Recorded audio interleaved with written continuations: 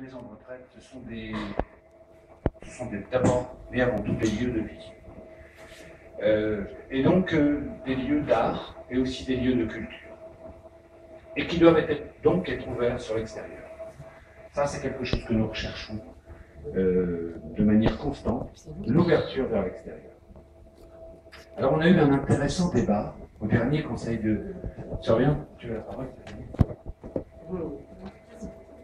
Et nous avons eu un intéressant débat sur le dernier conseil de vie sociale, où un intervenant, un participant, nous a dit oui, mais ces activités culturelles, ces activités artistiques, ce tourisme, parce qu'on a aussi comme ambition de faire un peu de tourisme, c'est bien, mais ça coûte de l'argent. Oui, un peu.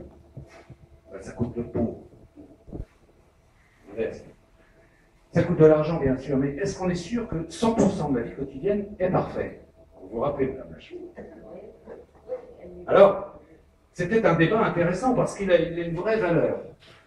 C'est vrai, est-on sûr au fond que la vie quotidienne est à 100% réussie, c'est-à-dire que le nettoyage est absolument parfait, que les repas sont mesurés en termes de calories à l'unité près, que chacun mange. Voilà.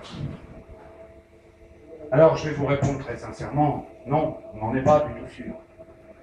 On n'en est pas du tout sûr, mais pour autant, c'est pas ce qui doit nous interdire de rêver, d'imaginer. Moi, je rejoins bien, j'ai été voir sur le site, je rejoins bien Elie Bertha, quand elle dit que finalement, l'art, c'est la liberté, c'est le rêve et l'imagination. Et je crois que dans la vie, on a besoin, bien sûr, de nourriture terrestre, on a besoin de manger, on a besoin de se laver, on a aussi besoin de rêver, on a aussi besoin d'imaginer pour vivre, tout simplement.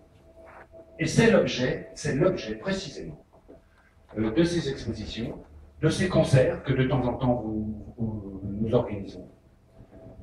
C'est-à-dire vivre, voir autre chose que le petit quotidien, pouvoir rêver, pouvoir imaginer, pouvoir s'évader et aussi se cultiver.